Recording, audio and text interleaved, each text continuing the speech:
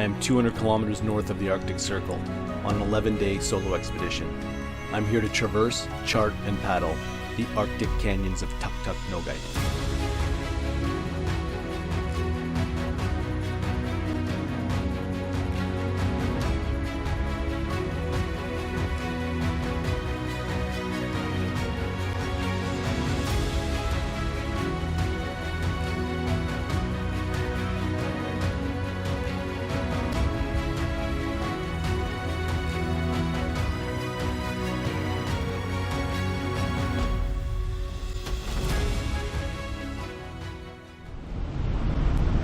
It is Thursday, day number 8, I believe.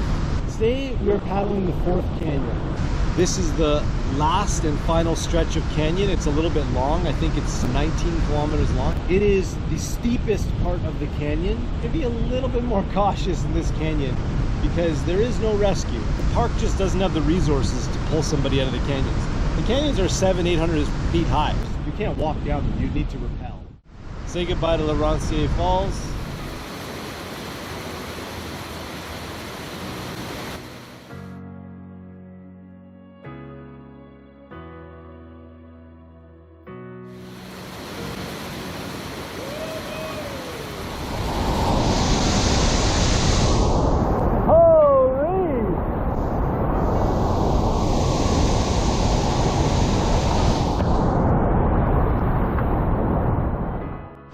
We've got a little class 2-ish right here, 2 sections actually.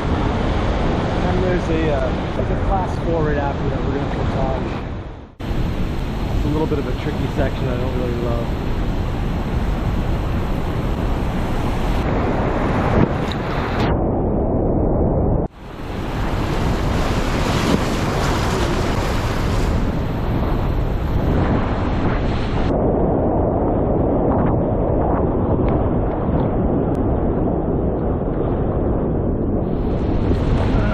The eddy on this one, I think. Oh, it's a good little thing. We're going to raid into rocks.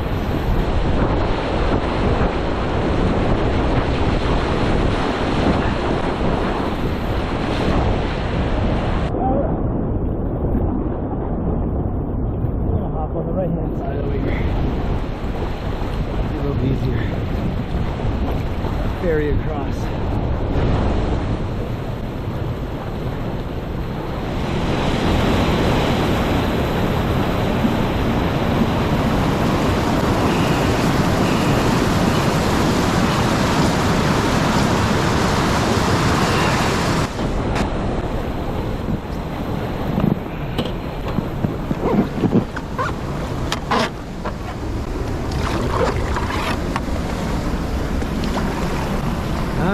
Spits me right out.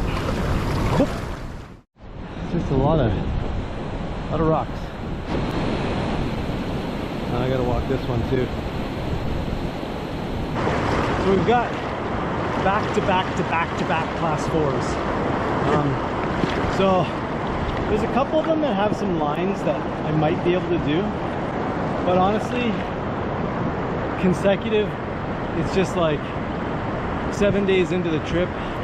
We've achieved almost everything, and class 4 is generally out of my skill like area, unless it's got a clear line. So I just made the executive decision, and that's to portage them all.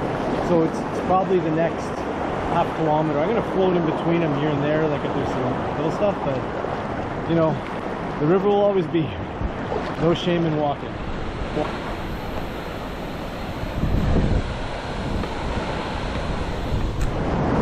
Run this last little bit out.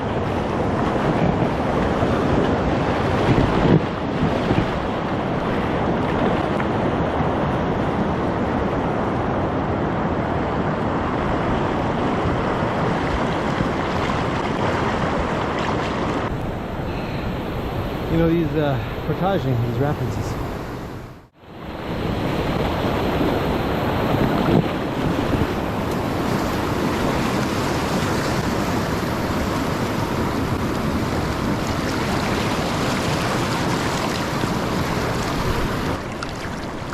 So we got another one coming up here that I gotta check out.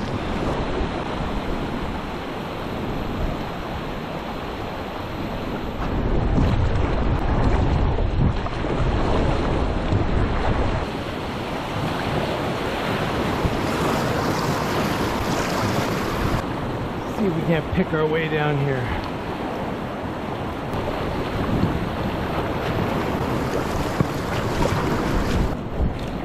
Here's the sneak route down to class 4. There's just so much. I might just go directly across, guys. Hey, here's a potential. I don't know, that looks pretty steep.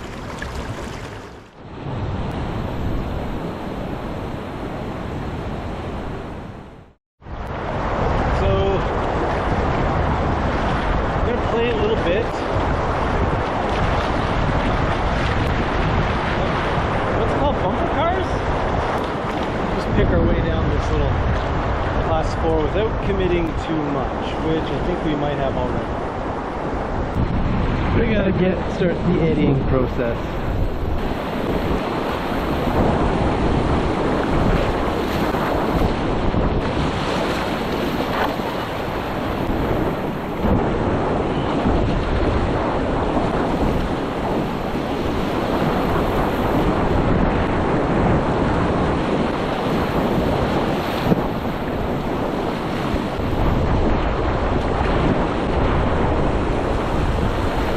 Okay. So,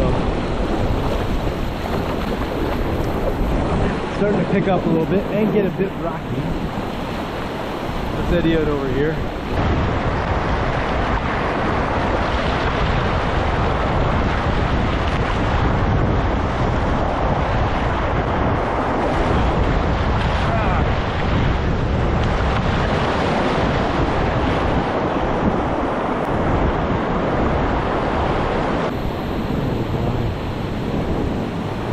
Probably get out right there. Here's this corner. Be a hell of a climb.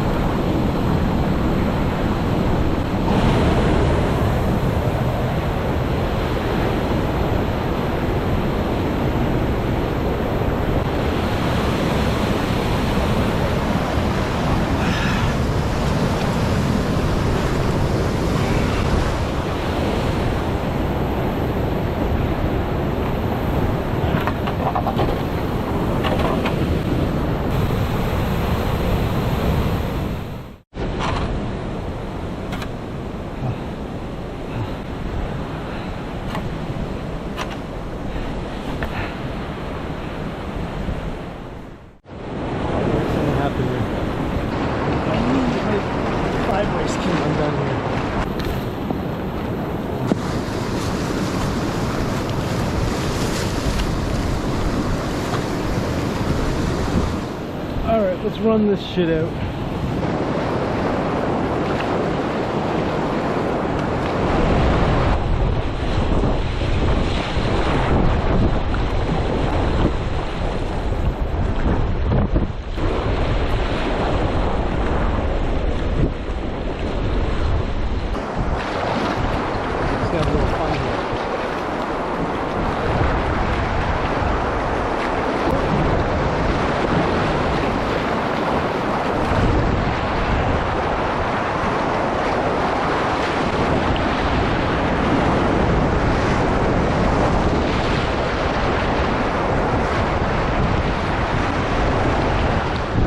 A bigger drop at the end of this here. I think we will catch an eddy on the right hand side this time.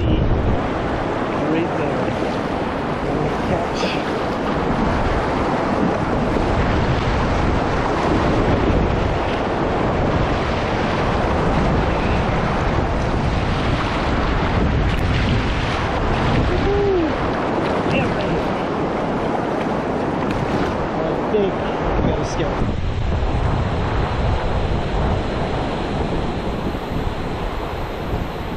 Mainly that right there. I'd have to look at the other side.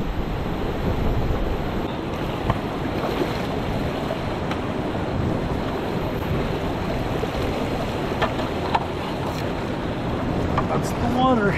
It's cold.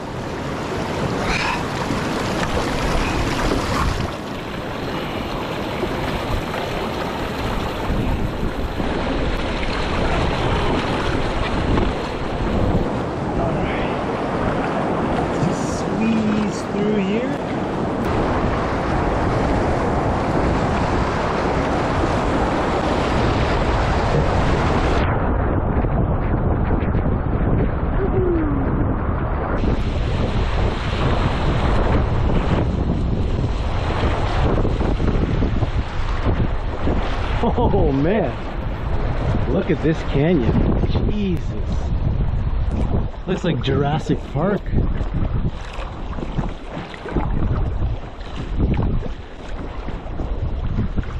Oh, look at this place. Oh my god. Looks like you might be able to come down right there too. How amazing that is. It looks like an oasis up there, like you could put a tent. A teeny tiny class 2 little slip. There's actually a big rock at the bottom. I don't know if you can see that slab.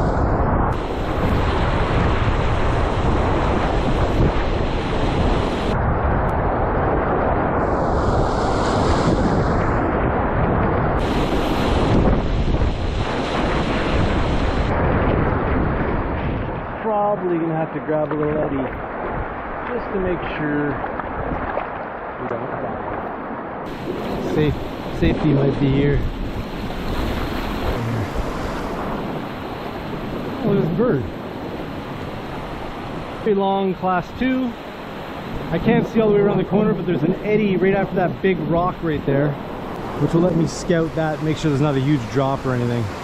But it looks like I'm gonna come down the middle. We'll start heading over the right. Oh, that big tower right there on the river right, that indicates the official entry point. This is a 45-degree slope all the way to the top. You can get into the canyon from here. And we're in.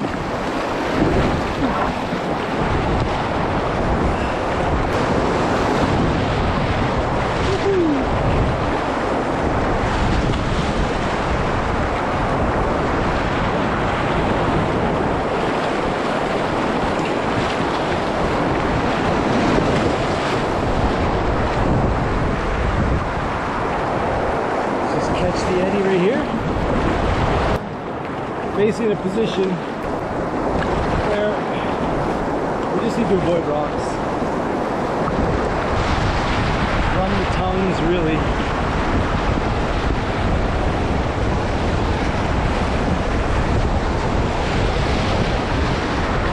A hole right here.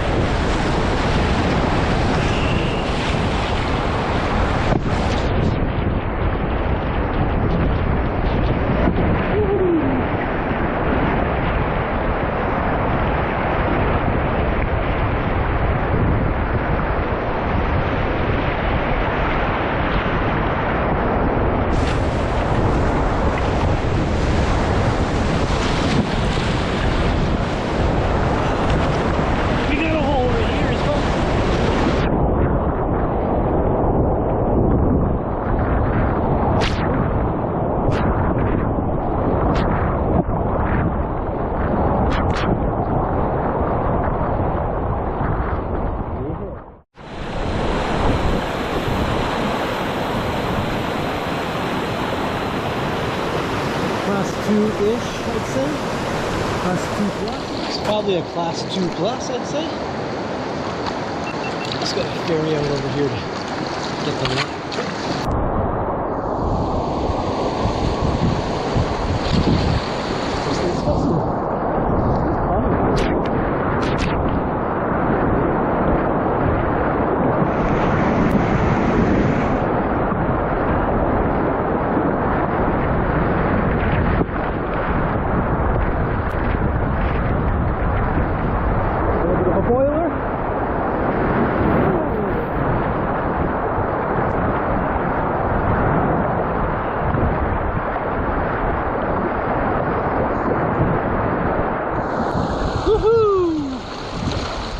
That big pinnacle there, so these are the access points. From here down it's supposed to be a little bit mellower, but it is just rapid after rapid. Like, that's the last rapid here. There's another one right here, and I got to get out and scout every single one. Whoa. The cliffs of insanity. Look at behind me. Alright, this is a significant drop right here. We gotta scout this for sure. So many rocks.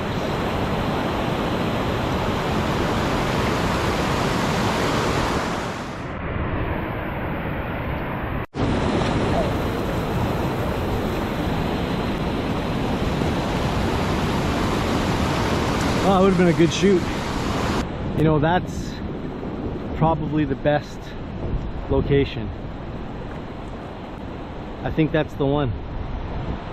That's right, because the stalactite is upriver on river right, so you'd come down. That's pretty steep though, but you could do it. You could get in here. There's some real boat manglers here, like that one.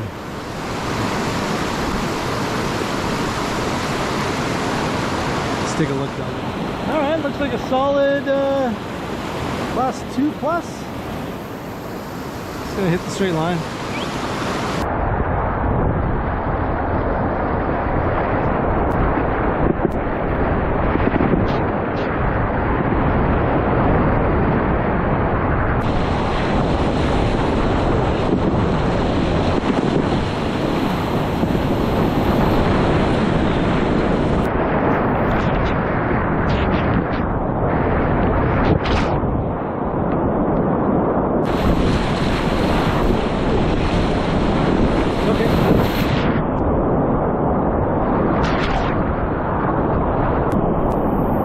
Down the middle, bud. Woohoo!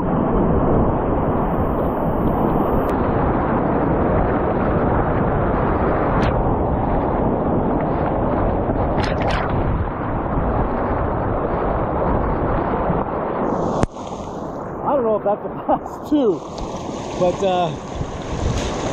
it wasn't the line that I picked, that's for sure. There, we can stick to the right here. Wouldn't be a big deal.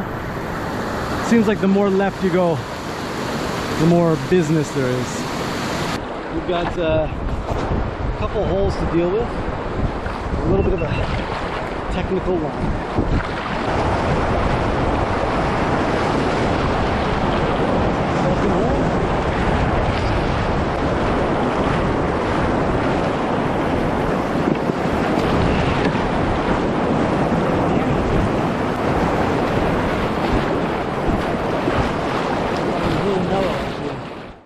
Good just to sit back and look at what's around us here. Holy moly. I'll have to catch an eddy behind this rock here. Take a look and see how intense this is for me.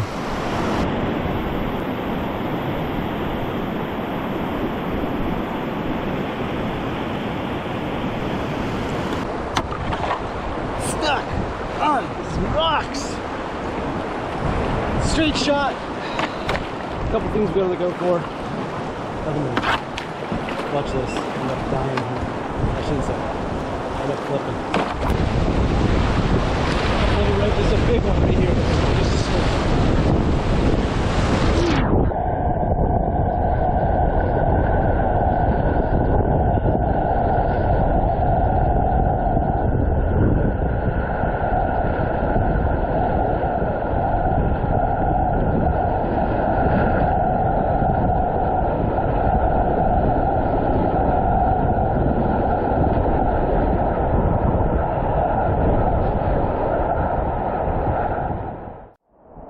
Just like the other rapid is right there.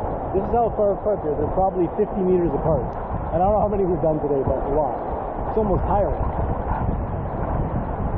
Like the density of white water is incredible. Oh, I definitely got to start this. I think I got to start over there.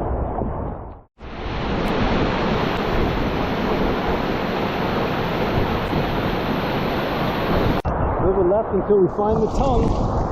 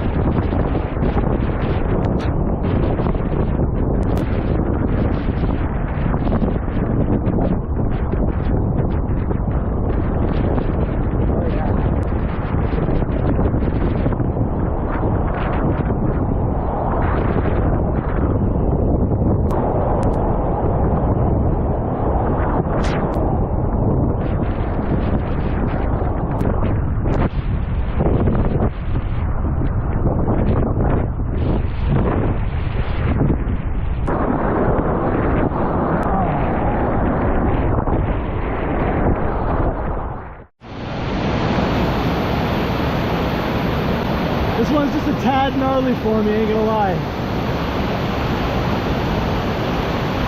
You definitely don't love that right there. It's not gonna happen today, that's for sure.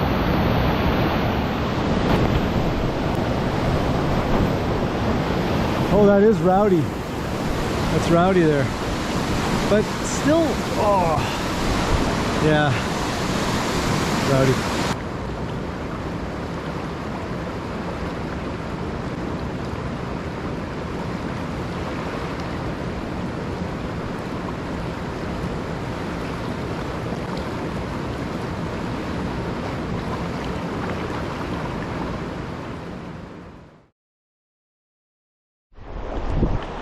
Yeah, I'm not even gonna scout this one, but it looks like at the bottom there, I can see just the top of a couple rocks.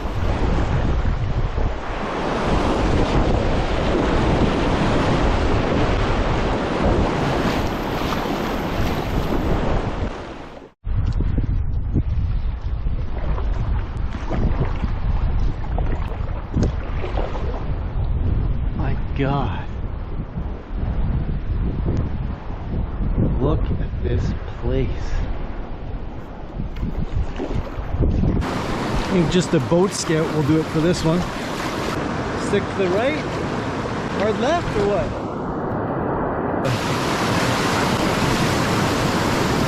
Drop and a half here, eh?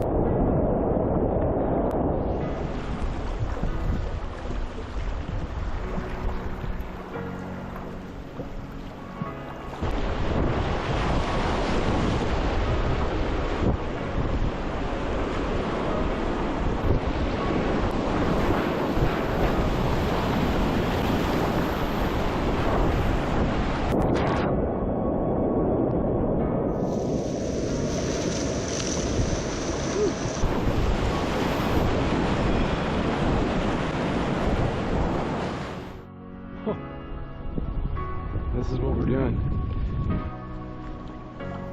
I call it paddling amongst giants.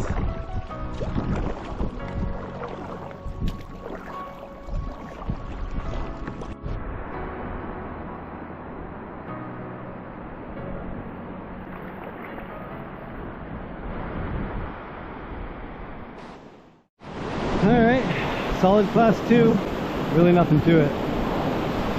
Straight down the center. Some little fish.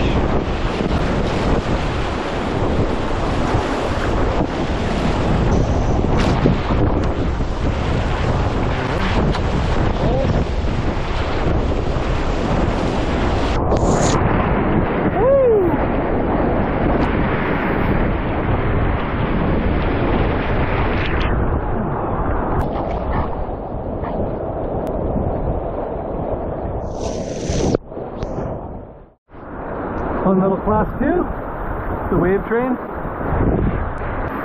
Yeah, that's a good wave. Look at this wave, baby. Woo! Oh yeah.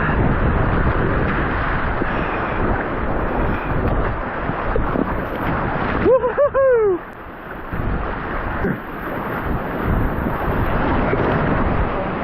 Oh, we got a big hole, monster hole, baby. Yeah!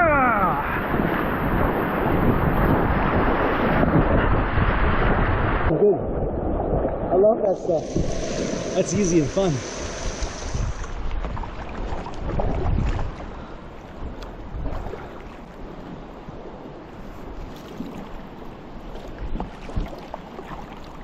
Jeez.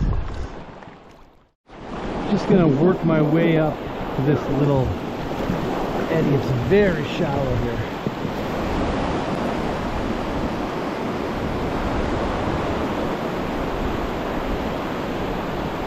Carry over the middle, more to it.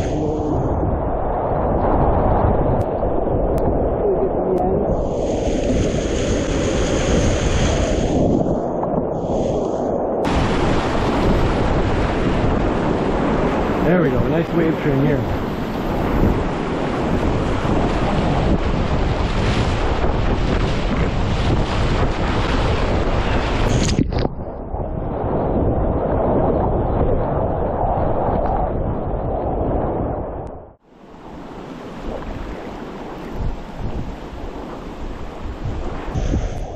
We can just do a little boat scout and pick our way down.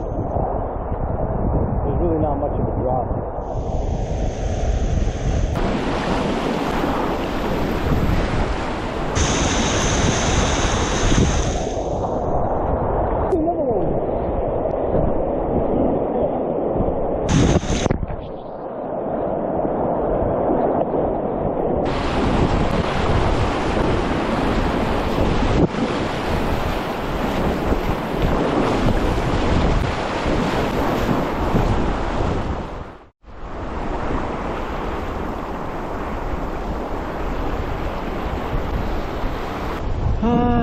I just don't even scout anymore.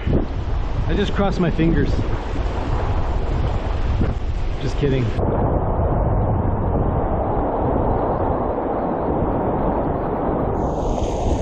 anything significant, then I can usually just run it.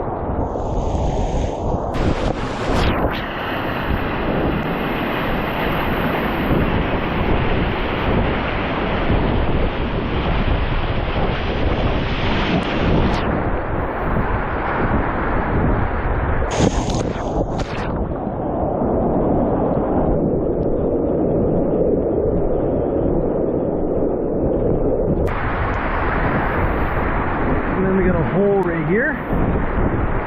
Gonna punch it.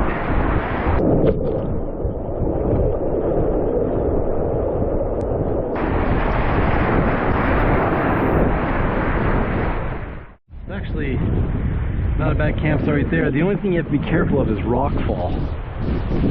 When you're camped too close to the wall, like all that rock is from there. So that's what you gotta be careful of. And on sand, always check for footprints in case you know who. Mr. Grizzly. I've just gotten soft because the stuff we've been running has been pretty mellow.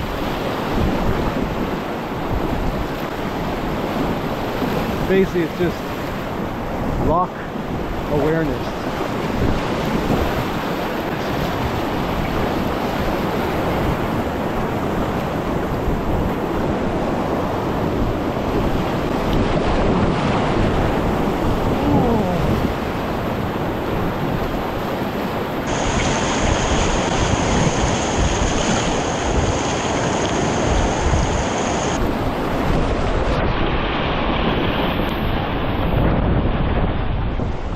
So it's about 20 to 7. So we've been on the river for 8 hours, and I'd say that it's been a little bit hard work. We've been working, putting in a little bit of overtime, a little OT.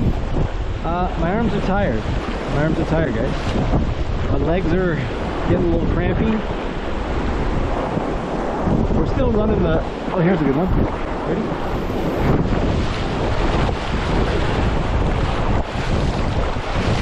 Woohoo! We're still putting in our time, but I don't know when the end of this canyon is. I have to check the map, the topographical map. So I haven't been looking at the, I haven't been counting the rapids that we've been doing. I've just kind of been like scouting and zipping along, thinking that we're getting somewhere. I'm thinking that maybe we didn't do the amount of distance that I think we did.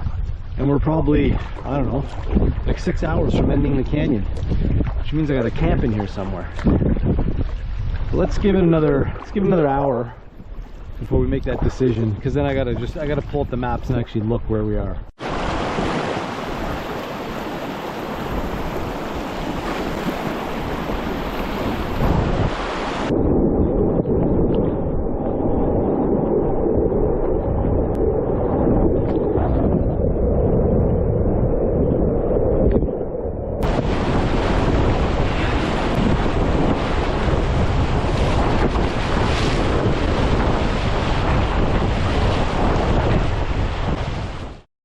Okay, so this is that class.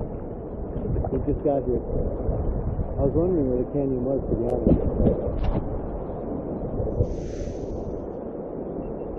And we got a little rapid right in front of it. Please just want to stay away from this wall.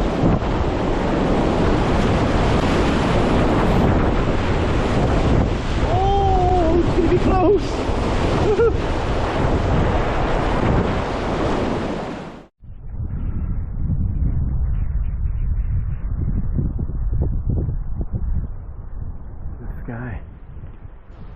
Gorgeous. It's just up to 7 p.m. The sun is still out. That's why I'm still paddling, or else I would have pulled over. We have reached Acklack Creek, or Acklack Canyon. It's a tributary to the Hornaday, and a little waterfall there. And it's 7 o'clock. I think that the canyon continues for like another 12 kilometers. And I think the rest of it is relatively tame compared to like the previous canyons. I wonder if there isn't a good spot to camp around here. What do you think, guys? Camp for the night? Maybe we just scout it out. Check for animal tracks. See who hangs out in this area. And anybody who's wondering, you can definitely traverse just up and down here behind that little ridge. So if you were hiking on the east side, you don't have to go all the way around, you could just go right here. Well, maybe not really the best place to set up a tent. Let me take a look around. Can you see that? I think that's the sun and the moon right beside each other. What the heck? I think so. Or that is the sun. I don't understand right now. I'm gonna keep an eye on it. Here's the update for the evening. It's 7:30 p.m. We are at Acklack Creek. It's okay. It's okay, it's quite nice. I don't want to, I know I'm being so picky, like so picky.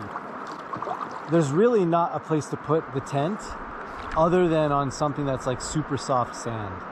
And you guys remember what happened with the super soft sand. Don't love it. Don't love the super soft sand. So like, it's a beautiful day. The sun doesn't go down. I figured let's paddle like, I don't know, another hour or two and see what else we can find. And so without the big high cliffs, there's going to be more flat areas. And I'm hoping to get something that's like a little bit more robust. And that's just me being picky. So, beast paddle time.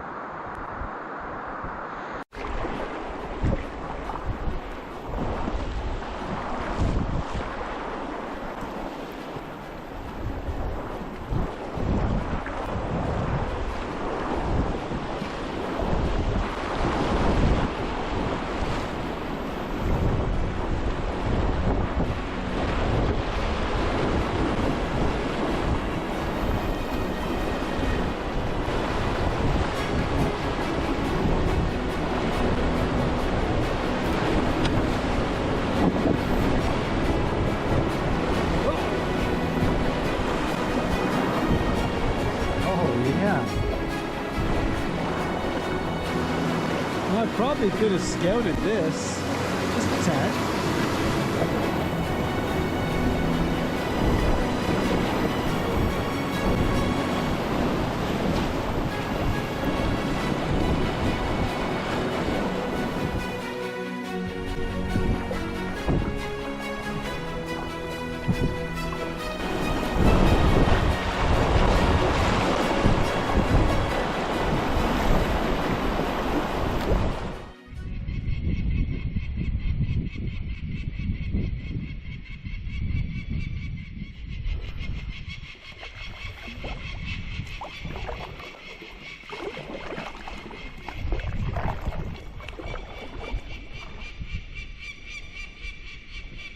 Look how much this guy hates my guts.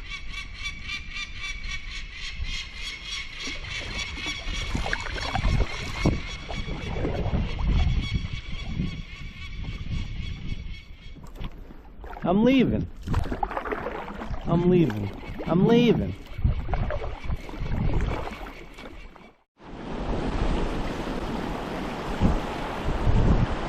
Oh, maybe it's just the way the... Oh no, there's some froth at the bottom of this. Oh, it's a nice slide.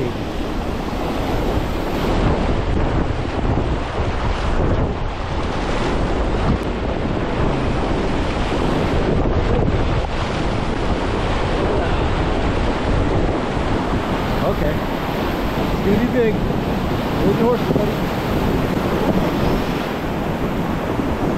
Woohoo!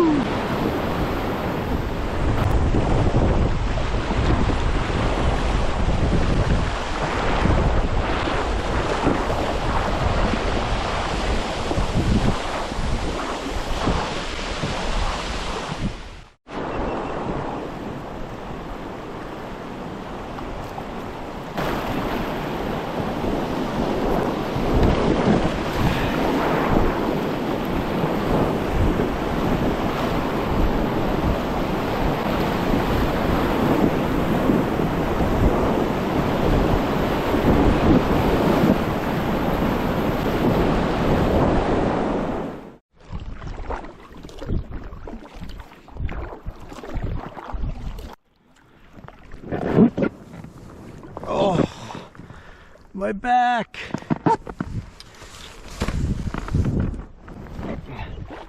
Does anybody care? Nobody cares probably about my back.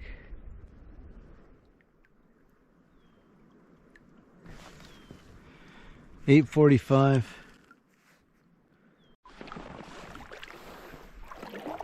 How is this little sandbar? I think it's a go. Right here. I like to camp on the pebbles as opposed to the actual sand. Let me just get out and check the, I always check the animal tracks. See how fresh they are and to see if there's any grizzly. So a couple caribou.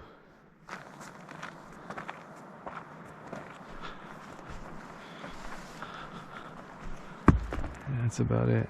And some birds. Maybe something else.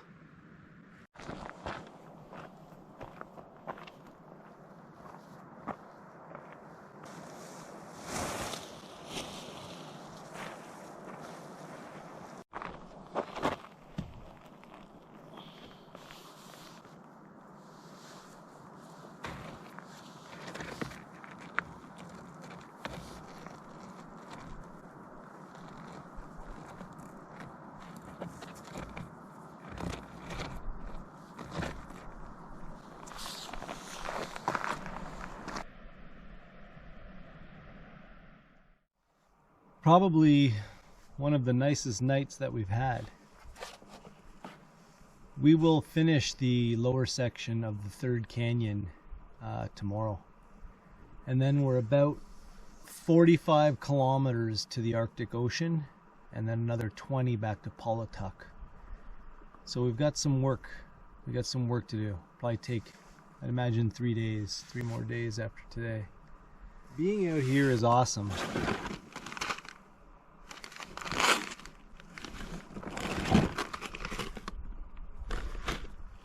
But at the same time, you know, it's bittersweet because you start to miss your family. You know, when you come this far north in Canada or in the Arctic, you know, maybe it's a 10-day trip, but it ends up taking 4 days just to get here and 4 days just to get home.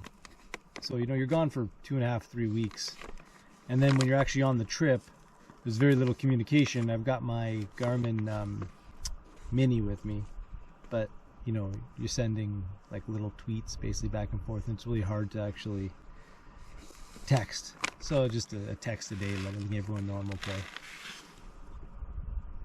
Yeah, keep checking over my back every time I hear something. Got the bear spray handy. No grizzly.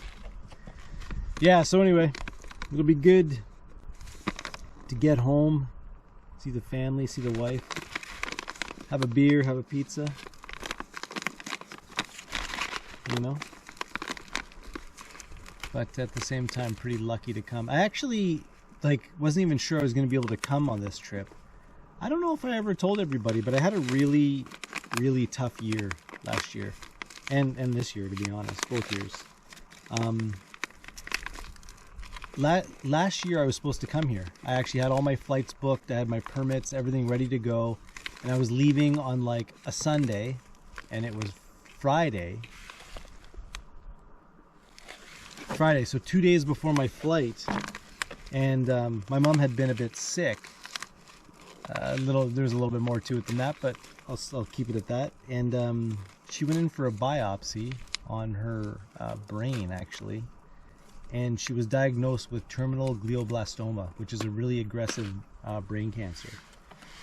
And, basically given 3 months to live sort of thing. We figured that she would have lasted like 6 months because she's like the strong little Polish lady, but it wasn't in the cards. So I canceled my trip basically the day before I was going to leave. And then, I don't know if you guys ever experienced this, but when you have glioblastoma, it's a brain cancer, so you have a tumor on your brain, and it like affects your memory and like the way you act and all this stuff. So my mom ended up being just not so self-sufficient, and she needed assistance. And so I tried to hire some people that would take care of her on a full-time basis. She needed 24-hour care, and I tested that out for a week actually, while I was working. And the level of care that she needed, it was not possible to be provided, I believe. So me and my sister, we decided to essentially leave our jobs. I shut down Suluk 46. I don't know if anybody knows that, but if you went last year in the summer to buy something, it was completely shut down. And moved out of my house and moved in with my mom, and me and my sister decided to care for her until she passed away. Basically, every day was like a little party. We made a pact with each other that like she would never be alone, she would always be loved, and she would never have to worry. That was like the goal for her final days. And every single day we rented movies, or watched movies. I made dinner. She was never a big drinker, but she started drinking, and we literally had the best few months ever. It was just like being on vacation, except just in your house, to be honest. And when she did finally pass away in September, about 8 weeks after she was diagnosed, to be honest, and me and my sister were sleeping in the room with her, and it was around like 2 or 3 o'clock in the morning, and she just decided that it was time. The point of the story is that I remember when she was released from the hospital, and like she couldn't walk. She was in a hospital. She was in a wheelchair, and she didn't really have like cognitive skills. She couldn't like think rationally or anything like that. And I remember thinking like, oh my God, I'm gonna have to like leave my job. Like, what's gonna happen to my life? Like all this stuff. And I dropped everything. Like just after a week, I was like done. Just didn't answer my phone, left work, shut the business down. Like I was off grid with my mom, and it was like the single best decision of my life. So it was like so rewarding. And even though it was like so sad to watch someone you love kind of trying to think of the word that I'm looking for, like slowly get sicker and sicker, and you know that it's inevitably coming.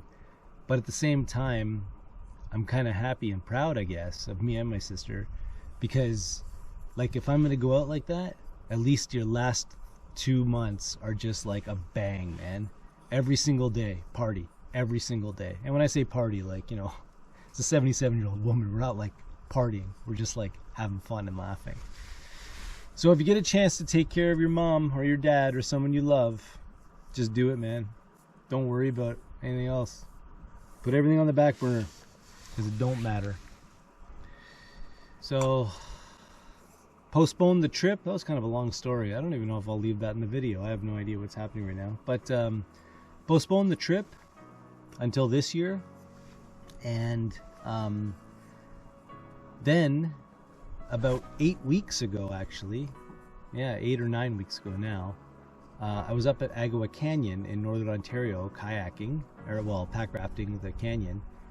And on the way home, I decided to drive at night down home from Sudbury because I had a trade show in Denver. I was like in this big rush. I hit a moose in my car and ended up fracturing my T12 vertebrae. So then I figured, okay, well, this trip is off the charts again. But the doctor said that I should recover in time. This is like, obviously 2 months ago. And I was like, no way, whatever. But I worked really hard with a chiropractor, a physiotherapist, acupuncture, massage therapy, working out every single day. And it's not better, like it's totally sore. I have a broken back, but I can backpack and I can paddle. It's getting better every single day and it'll get better. But yeah, it's almost a miracle that I made this trip happen. And now, when you think of how far down the canyon I've made it, we're a couple days away from Pawlatuck. I was really nervous about kayaking those canyons initially. It's like someone's looking over me. Yeah.